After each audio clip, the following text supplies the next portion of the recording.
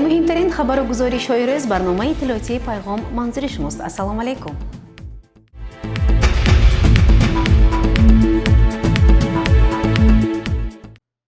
چند پیش رئیس شهر پنجکن عبدالخالق خالقزاده پیرامون ساختمان پالایشگاه کارخانه مشترک زرافشان با ساکنان دهه خمگران ملاقات آورد. خبرنگاران ما این موضوع را ادامه می‌دهند. وابسته به مراجعت ساکنان دهه خمگران جماعت دهاتی کوسه‌تراش رئیس شهر پنجکن عبدالخالق خالقزاده با نمایندگان دهه در کارخانه مشترک زرافشان ملاقات نمود. ضمن ملاقات به آغاز ساختمان پالایشگاه موضع سوی یوران مرحله 3 قسم 3 توجه کرده شد که هنوز کارخانه مشترک زرافشان با ساکنان پرربط به موافقه نرسیده است. از جانب رئیس شهر از ساکنان پرسش به عمل آورده شد. در نوبت خود ساکنان درخواست و پیشنهادات خود را وابسته به مشکلات جای داشته بیان کردند. چی فکر و درخواستی که بود من همین به هم چند کسی که همین کار تشکیل میکند همیشه من نویسندگی رئیس همین گرفته برده رئیس شهر و البته سپرد. برای برطرف نمودن این مشکلات به مسئولین سپارش‌های مشخص داده شد.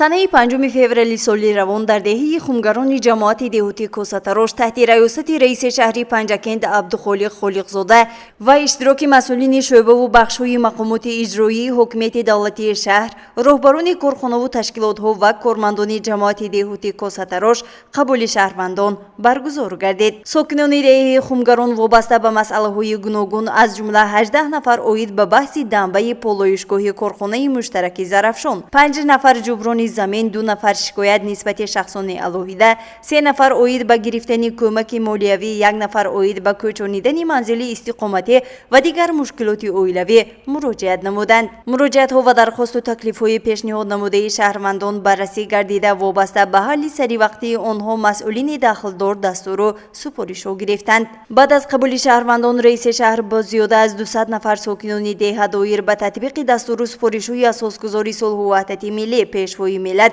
президенти ҷумҳурии Тоҷикистон муҳтарам Эмомалӣ Раҳмон ва ҳидоятҳои муовини аввали раиси маҷлиси миллии маҷлиси олии ҷумҳурии Тоҷикистон, раиси вилояти Суғд муҳтарам Раҷаббой Аҳмадзода ҷиҳати тақвияти корҳои созандагиву ободонӣ суҳбати озод баргузор намуда, аз бошандагони деҳаи хумгарон бобати ба роҳ мондани корҳои созандагиву ободонӣ, меҳнати якдилонаву дастаҷамъона ва рушди диёр, солимии ҷомеа, тарбияи наврасону ҷавонон дар рӯҳияи ватандӯстӣ даъват ба амал овард. ҳамзамон таъкид шуд ки арзу муроҷиатҳои пешниҳодшуда бо риояи талаботи қонунгузории ҷумҳурии Тоҷикистон мавриди баррасӣ қарор дода мешавад. пас аз анҷоми мулоқот раиси шаҳр ба манзили истиқоматии якчанд нафар сокинони деҳаи хумгарон ташриф оварда муроҷиату дархостҳои онҳоро қабул намуд. дар фарҷом мардуми деҳаи хумгарон иброз доштанд ки бо ҷонибдорӣ аз сиёсати ободкоронаи пешвои муаззами миллат баҳри ободонии диёр саҳми арзандаи худро мегузоранд. гузориши Мартаба Раҳмон ва Исмоилҷон Холов.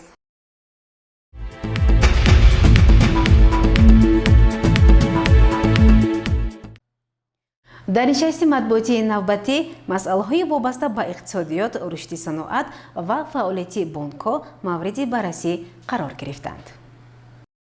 نشست مطبوعاتی соҳаи иқтисодиёт бо намояндагони васоити ахбори оммат дар толори хурди мақомоти иҷроияи маҳаллии ҳокимияти давлатии шаҳри Панҷакент баргузор гардид. нахуст муовини раиси шаҳр Хусрав Дӯстбойзода ба рӯзноманигорон барои ҳамкории судманд изҳори сипос намуда барори комёбӣ дар кору пайкор таманно намуд. иттилоъ дода шуд ки ҳаҷми гардиши савдои яклухту чакана ва хизматрасонии пулакӣ 424 миллион сомониро ташкил дод ки нисбати соли гузашта 106.7% зиёд мебошад. нақшаи андоз 114 миллиону 680 ҳазору 910 сомонӣ иҷро гардид ки нисбати нақша 113.7% мебошад. сармояи хориҷӣ дар соли 2021 наздик ба 18 миллион доллар ворид гашт ки вобаста ба ин 8 лоиҳа дар ҳолати иҷро аст. рӯзноманигорон дар нишасти матбуотӣ вобаста ба фаъолияти бонкҳо, нозироти андоз, ҷамъияти матлубот, раёсати агентии меҳнат ва шуғли аҳолӣ ва агентии давлатии суғуртаи иҷтимоӣ ва нафақа саволҳо дода посух гирифтанд. намояндагони соҳаи иқтисодиёт омодагии худро барои ҳамкории минбаъда баён карданд.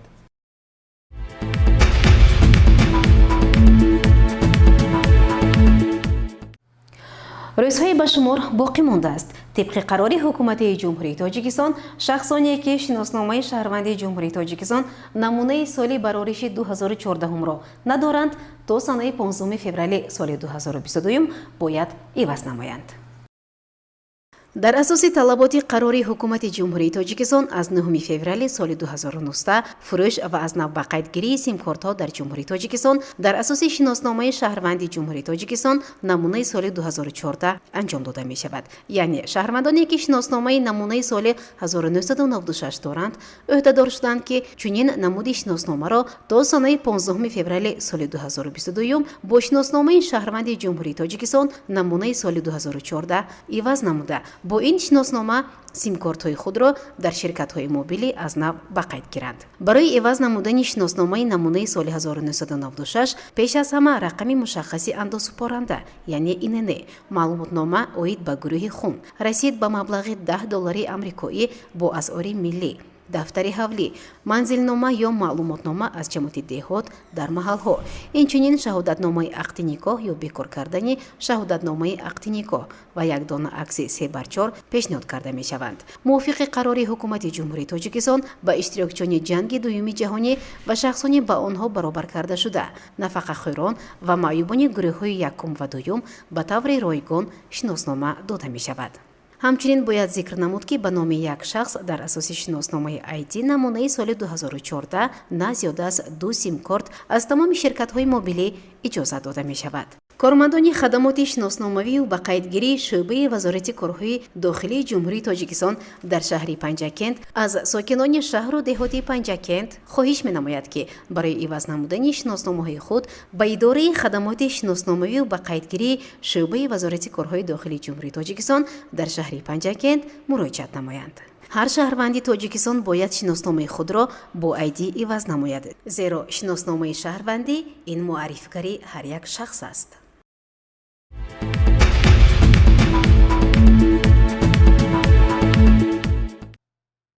ادامه برنامه اطلاعاتی پیغام. در شهر پنجکند ساختمان باغچه بچگانه از جانب صاحبکاران محلی با سرعت جریان دارد. با راهبری رектور دانشکده آموزگاری تاجیکستان در شهر پنجکند معظمخان انصاری در نزد بینای مؤسسه دولتی پیرانسالان و معیوبان شهر ساختمان بینای کودکستان برای 450 نفر تربیتگرندگان ماه ایول سال 2021 به کار آغاز نمود. در این انشاءات کارهای آبادانی و سازندگی امروزها با حشر دست جمعانه استادان با مرام ادامه دارد. مهندس ساختمان دانشکده آموزگاری تاجیکستان در شهر پنجکند سلیم ساقов صدیلا از رفت کارهای ساختمانی در این بینای مذکور چنین گفت: با تشبث انصاری معظمخان قدرت‌زاده این بینای مذکور را ساخته استادیم.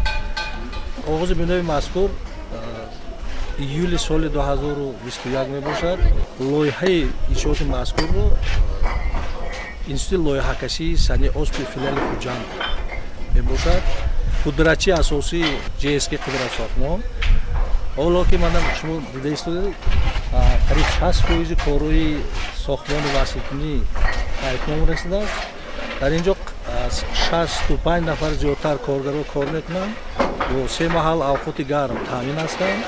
بینای مذکور در عرفه جشن نوروز عالم‌افروز باید مورد استفاده قرار داده شود. گزارش دلشاد حلیم و خیام جرایف.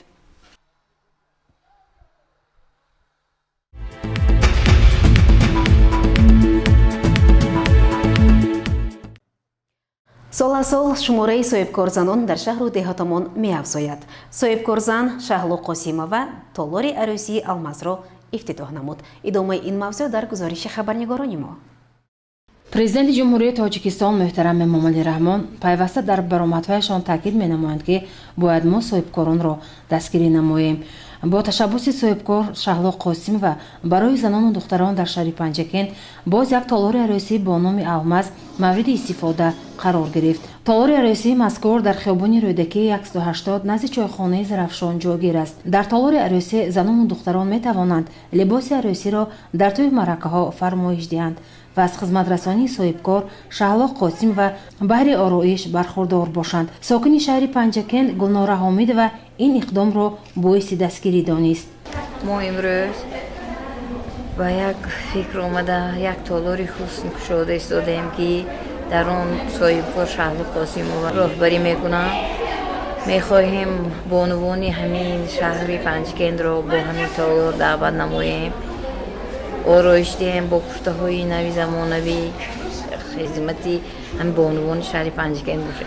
در حقیقت تشبوس قاسم شهلا این صاحبکار جوان به رشد هنرمنده در شهر مساعدت نموده صف بانوان بیکار را در جامعه کم می سازد. گزارش دلشاد حلیمова و خیام جورایف.